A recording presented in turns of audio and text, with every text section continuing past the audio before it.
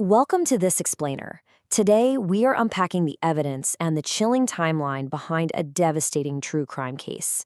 We're looking at a story that completely shattered the illusion of the perfect suburban family. We'll walk through the documented facts, the investigation, and the secret audio recordings that finally brought a really dark truth to light. Let's get into it. What's truly jarring here is the stark contrast. To the outside world, Matthew Johnson and Jennifer Gledhill, well, they had it all. They lived in this million-dollar home in an upscale neighborhood in Cottonwood Heights, Utah.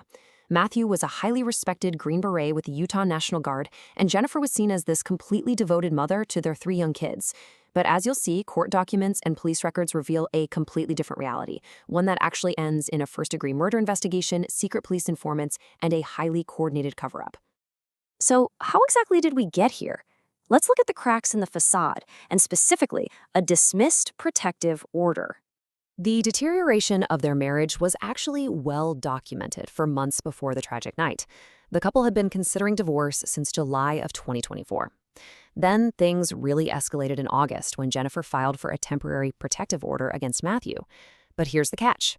Just days before the crime, on September 16th, Commissioner Russell Minus officially dismissed that order. And he didn't just dismiss it. The judge found that Jennifer's own submitted evidence totally backfired. Her text messages were found to be berating, belittling, and demeaning. The court basically believed she was actively trying to goad Matthew into a violent response. The commissioner's official ruling proved hauntingly prophetic. He explicitly noted that their conduct represented a highly dysfunctional marriage, bringing out the worst in the parties. He even strongly suggested a divorce should have been filed a long time ago.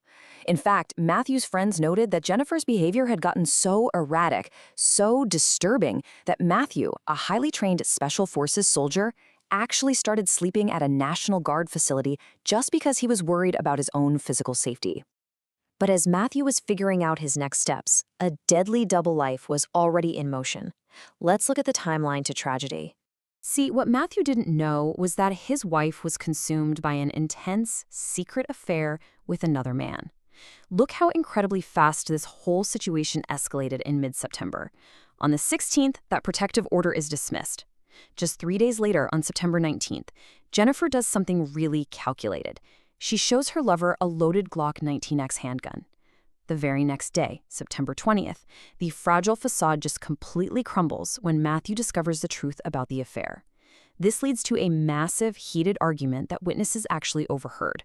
And then, the very next day, September 21st, the murder happens. And this wasn't just some spontaneous act of passion. Prosecutors revealed that Jennifer had specifically arranged for their 3 children, who were 11, 7, and 5, to stay at her parents' house on that exact night. So with the kids safely out of the house, and Matthew having just confronted her about her double life, the stage was meticulously set for a fatal confrontation. What followed wasn't a call for help. It was the methodical eradication of evidence. Let's go through the cover-up.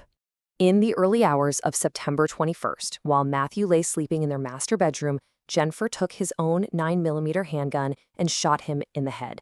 And the actions she took next, they are chillingly methodical.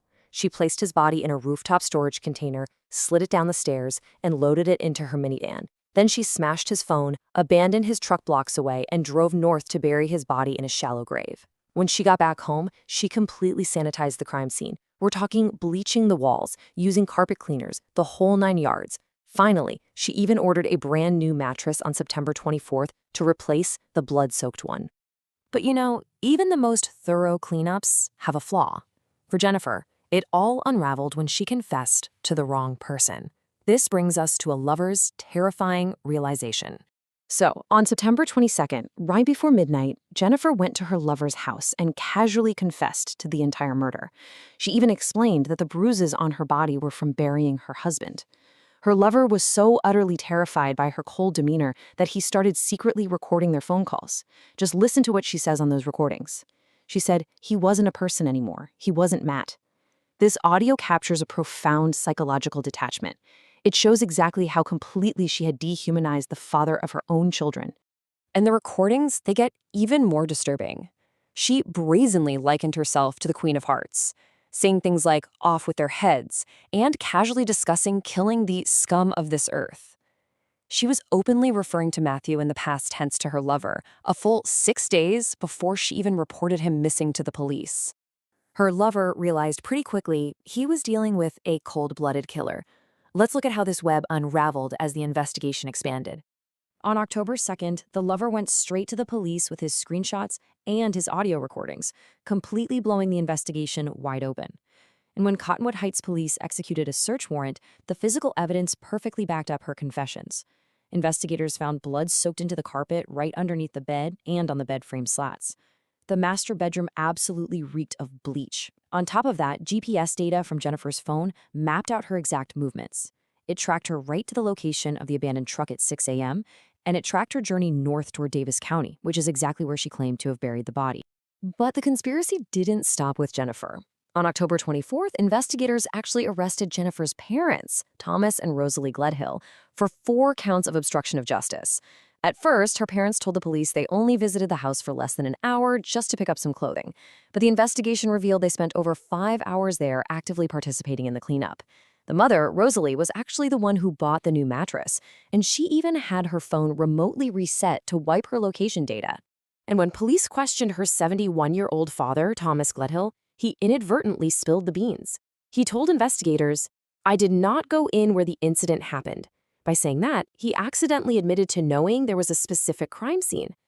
To make matters even worse for the parents, a police search of their home uncovered the Glock 19X gun box. That's the exact one Jennifer showed her lover, and it was found hidden inside a child's onesie in a plastic tote. The arrests definitely brought answers, but the fallout continues. Let's look at the ongoing search for justice. Today, Jennifer faces first-degree murder and obstruction charges. But for Matthew's military brothers and his family, the nightmare is far from over. The effort to find him has been absolutely immense. Over 70 searchers, including law enforcement and Matthew's fellow Green Berets, have scoured multiple northern Utah counties, from Davis and Weber all the way up to Box Elder County. Now, they did find the vehicle storage container floating in water with Matthew's blood inside. But incredibly, 5 months later, Matthew's body remains unrecovered. His loved ones are just left in this agonizing state of limbo. And if you're wondering about a motive, well, we have to look at this number, $500,000. Adding a really complex financial layer to this whole tragedy is Matthew's $500,000 credential life insurance policy, which lists Jennifer as the primary beneficiary. Rather than face a messy divorce with shared custody and, financial obligations, prosecutors theorize that she chose murder to secure her freedom, her lover, and a massive payout. Right now, the insurance company has actually asked the court to determine who should receive that money. So where does the legal process stand today? Well, Jennifer Gledhill is awaiting an 8-day trial scheduled for December 8th, 2025. She's pleaded not guilty to all charges. She does remain in custody at the Salt Lake County Jail without bail, though. The judge deemed her a severe danger to the community, especially after prosecutors revealed she had told her lover she would rather